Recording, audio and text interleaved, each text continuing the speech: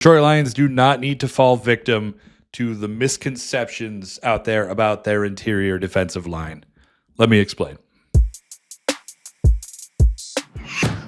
I'm Mike Payton with A to Z Sports Detroit. Today, I need to talk to Detroit Lions fans about the interior defensive line. And now the Lions really just don't need to draft anybody for that. Let's start here. Look, I get it. Alim McNeill goes down in December with a torn ACL. The expectation is that he's going to miss part of this season in 2025. Probably going to miss the first month, maybe the first month and a half, maybe the first 2 months. You never know with these ACL injuries how long it takes to heal. He could be back sooner. He could be back later. But there's a fear that because he won't be back, that the Lions should go out and use one of their higher draft picks to draft an interior defensive lineman. And I just don't think that is the way that we should all be looking at this. I think that this is a really deep group, even without Alim McNeill. It just gets way deeper and way better when McNeill's around. But this is a group that is already pretty good. Let's talk about it. Let's look at it. First, you got DJ Reader, one of the best nose tackles in the NFL. Has been, will continue to be. Pay no mind to those pesky Pro Football Focus grades. They never know how to grade nose tackles. I don't know why it is. Go take a look at all of them. They're all graded poorly for some reason. Don't pay attention to that. Look at what's on the field. Reader is still balling. He is still a big time player for this team. Alongside him, you have Levi Onwuzurike, who was second in pressures on the team last year. Really had a breakout season.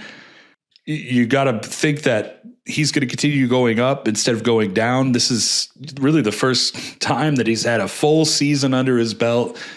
Had a full year, full training camp, and all of that to finally just be ready to go, prepare.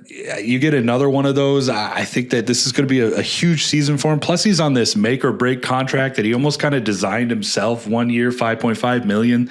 Like that is a let me show you that I can do this type deal where, usually the guy balls out and gets a huge contract after that. Then there's Roy Lopez, who the Lions just signed. Can play nose tackle, defensive tackle, really good hands, really good inside strength. Like could do just a bunch of really fast. Like he looks like an offensive lineman, but he does not play like one. This guy can swim. This guy can do some pass rush moves. I'm not saying he's going to rack up 10 sacks or anything like that, but he's going to be good help for the pass rush. Plus he could eat space, which is just huge. That allows everybody else to do their job. Then after that, you've got some of the lower level guys that I think people aren't really paying attention to. Mekhi Wingo, who was drafted last year. I think that guy really had a good looking season up until the point where he got injured and had to miss the rest of the year. I thought there was a lot that he was bringing to the table. Miles Adams, who was a guy that was poached after Thanksgiving from the Seattle Seahawks practice squad. When he was on the field, he was making some plays, had a huge play against Green Bay, had a sack against San Francisco. Like this guy can make some plays. He could do some things. Be interesting to see what they could do with him when he gets some more snaps. Then there's Broderick Martin. Look, I know Lions fans are worried about this guy because it's, it doesn't appear to be happening. It doesn't appear to be working. This kid, he's surrounded by veterans at this point. He's got a great defensive line coach in Casey Rogers, who, by the way, Patrick O'Connor just got re-signed yesterday, had spent 7 years with Rogers in Tampa Bay. That's another guy you can add to the list. But back to Martin, I think he's got a good group around him. This is the make or break year for sure. Like if it doesn't happen, it's not going to happen for him. He's out.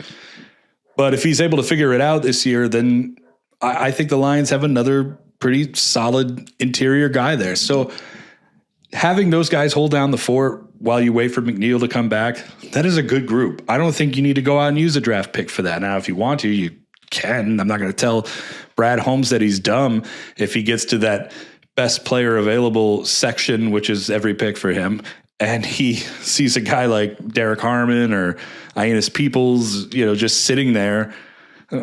Take him. Why not? But I don't think that this is something that the Lions need to do. And I think there's a misconception about how deep their defensive line is all around, really, but especially on the interior. Let's see what the Lions do in April. But I I wouldn't expect the interior defensive lineman to go to Detroit. We'll see what happens.